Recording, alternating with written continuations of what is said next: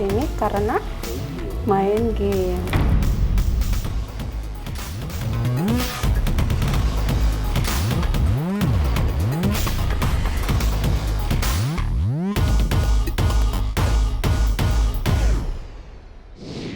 Saudara, saya mengunjungi otoritas pimpinan tertinggi di Provinsi Jawa Barat, Gubernur Jawa Barat, Ridwan Kamil. Kang Emil, terima kasih. Kang Aiman, senang bertemu lagi. Bertemu lagi, Kang Emil.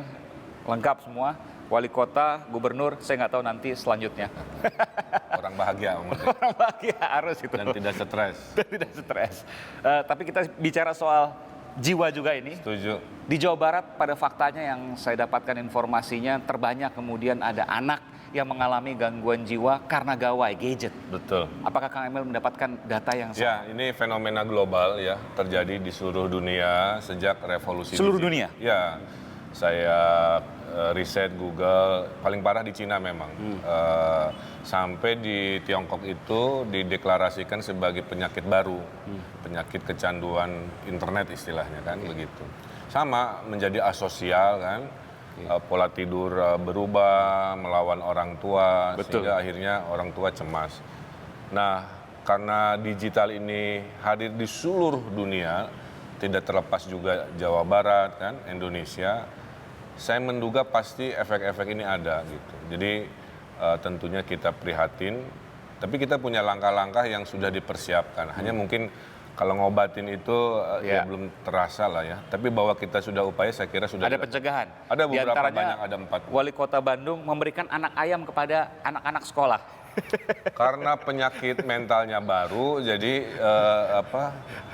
si obatnya juga masih belum ketemu ya. Meraba-raba. Betul, jadi masing-masing punya logika-logika. Saya kira nggak ada masalah. Gak ada masalah itu ya? Jadi memberikan anak ayam. Berorientasinya hasil. Oke. Itu eksperimen. Nanti kalau hasilnya positif kan Dengan harapan dengan anak ayam tersita selain belajar tentu belajar beternak dan lain sebagainya. Jangan-jangan bisikan dari Kang Emil juga? oh, enggak juga. Itu kreativitas dari Pak Oded Wali Kota. Kalau dari provinsi begini. Yang pertama kita ada dalam 12 bulan saya jadi gubernur sudah rilis kurikulum pendidikan karakter. Nah, pendidikan karakter itu ada surti belajar merasa, jadi sensitif terhadap situasi. Konsep kedua adalah harti, belajar memahami. Oh, harus ngantri, oh harus sopan pada orang tua, harus proporsional bagi waktu. 3 bukti, membuktikan diri dari teori-teori itu ke dalam akhlaknya. 4 bakti. Bakti itu akhirnya dia menjadi level tertinggi. Hidupnya nggak hanya buat diri sendiri, tapi buat masyarakat. Yang kedua, ada program namanya Setangkai. Setangkai itu sekolah tanpa gangguan gawe. Gitu. Jadi selama... Full di sekolah dilarang? Ya, dilarang.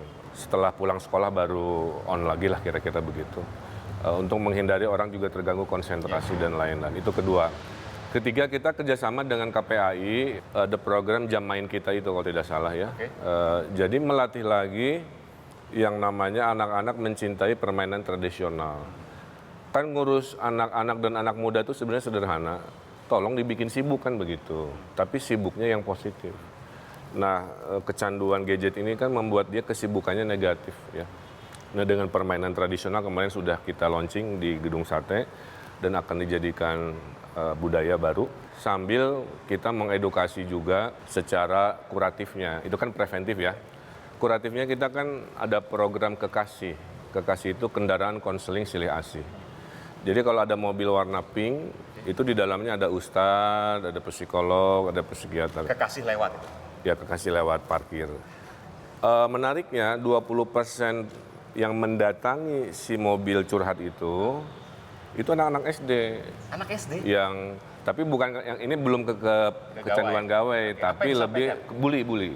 Oh, bully. Dia merasa dibully di sekolah, orang tuanya nggak dengar, gurunya nggak perhatian, bingung. Tapi intinya mereka datang dengan kesadaran sendiri, bukan Ya, disuruh. bawa temennya gitu. Anak SD yang dibully. Ya. Itu terjadi di mana-mana. Ya, fenomena. Tapi minimal bahwa negara hadir, terus si anaknya tahu, merasa tanda kutip lebih nyaman curhat ke mobilnya Pak Ridwan Kamil kira-kira gitu, itu adalah gestur dari kita bahwa negara nggak cuek gitu. Tapi bicara soal kegiatan mereka kan tidak hanya di sekolah. Tadi mungkin Kang Emil mengatakan bahwa di sekolah itu oke, mereka tidak boleh menggunakan gadget. Tapi ketika di rumah siapa yang bisa mengawasi? Kalau orang tuanya aware, kalau orang tuanya sadar, kalau orang tuanya open. Makanya ada program lain lagi, namanya Sekoper Cinta. Kalau di Jawa Barat kan pakai singkatan. Sekoper Cinta itu singkatan Sekolah Perempuan Raih Impian Cita-Cita. Apa yang diajarkan dalam 3 bulan sekolah itu, ilmu bisnis, keluarga, supaya mereka naik kelas, kemudian ketahanan keluarga. Nah, di dalamnya ada program-program anti adiksi terhadap gadget kan. Dan terakhir materinya adalah belajar mendeteksi melawan hoax. Faktanya jumlahnya naik tidak hanya di Jawa Barat tapi juga seluruh Indonesia. Dan seluruh dunia juga. Dan seluruh dunia juga. Ini menjadi kekhawatiran baru, menjadi kewaspadaan baru, dan juga menjadi tanggung jawab baru bagi semua. Ya. Salah satu yang program sukses adalah program Maghrib Mengaji. Jadi kita mewajibkan anak-anak muslim dari Maghrib sampai Isya ke masjid. Kan biasanya Maghrib sampai Isya juga mereka main. Iya. Nah itu sudah berlangsung di ribuan masjid sejak saya wali kota dan sekarang sejak saya gubernur. Oh, di bawah itu kemudian dari wali kota ke Karena gubernur. sebenarnya yang Maghrib Mengaji itu bagian dari fenomena itu. Kebanyakan main HP, kalau dulu istilahnya ke warnet ngapain. Nah saya geser. Ya minimal sejamnya bermanfaat mengimbangi asupan yang ada ke otak gitu. Jadi lahir batin, lahir diperhatikan, jembatan, infrastruktur dan sebagainya, Iya. tapi batin tidak boleh dilupakan karena Betul. pada faktanya ada hal yang luar biasa yang juga membahayakan bagi sekelilingnya dan tentu generasi selanjutnya. Yang saya sebut dengan happiness index. Happiness Index, indeks kebahagiaan. Terima kasih Gubernur Jawa Barat Ridwan Kamil telah memberikan informasi program ini. Terima kasih Kang Emil. Doakan.